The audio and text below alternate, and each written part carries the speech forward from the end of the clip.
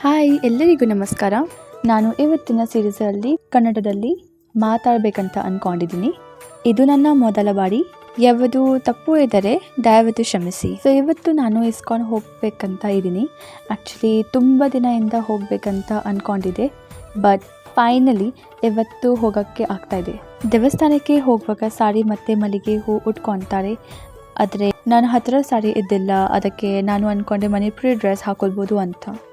Manipuri dress ಹಾಕೊಳ್ಳೋದು ಒಂದು special feeling ಕೊಡುತ್ತೆ. ಯಾಕೆಂದರೆ ಮಣಿಪುರಿ ಜನರು ಕೂಡ ರಾಧಾಕೃಷ್ಣದ ಭಕ್ತರು. ಅದಕ್ಕೆ ಈ ಡ್ರೆಸ್ ಹಾಕೊಳ್ಳೋದು ಪರ್ಫೆಕ್ಟ್ ಅನಿಸಿತ್ತು ಇವತ್ತಿಗೆ. ಪ್ರತಿ ಸರಿ ನಾನು ಇಸ್ಕಾನ್ಗೆ ರಾಧಾಕೃಷ್ಣನ ದರ್ಶನ ಮಾಡೋಕ್ಕೆ ಹೋದಾಗ ಮನಸ್ಸು ಒಂಥರ ಶಾಂತವಾಗುತ್ತೆ. ಅಂದರೆ ಒಂಥರ ಮನಸ್ಸು ಪೀಸ್ಫುಲ್ ಆಗಿ ಅನಿಸುತ್ತೆ. ಆದರೆ ರೆಡಿ ಆಗೋಷ್ಟರೊಳಗೆ ಸ್ವಲ್ಪ ಲೇಟ್ ಆಯಿತು. ಅದಕ್ಕೆ ನನಗೆ ಪ್ರಸಾದ ಸಿಕ್ಕಿಲ್ಲ. ಬಟ್ ನೋ ವರೀಸ್, ಅಲ್ಲಿ ತುಂಬ ವೆರೈಟೀಸ್ ಆಫ್ ಸ್ನ್ಯಾಕ್ಸ್ ಇತ್ತು. ತುಂಬ ಸ್ನ್ಯಾಕ್ಸ್ ಟ್ರೈ ಮಾಡುತ್ತೆ. ಬಟ್ ಅದರಲ್ಲಿ ನನಗೆ ಮೋಸ್ಟ್ಲಿ ಜಲೇಬಿ ಮತ್ತು ಢೋಕ್ಲಾ ಇಷ್ಟ ಆಯಿತು. ನೀವು ಯಾವಾಗಾದರೂ ಟ್ರೈ ಮಾಡಿದರೆ ನಿಮಗೆ ಗೊತ್ತಾಗುತ್ತೆ ಇಸ್ಕಾನ್ ಊಟ ಎಷ್ಟೊಂದು ಚೆನ್ನಾಗಿರುತ್ತೆ. ಯಾಕಂದರೆ ಅವರು ಭಕ್ತಿಯಿಂದ ಪ್ರಿಪೇರ್ ಮಾಡಿರ್ತಾರೆ.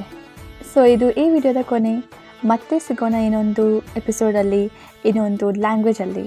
So stay tune. Bye by.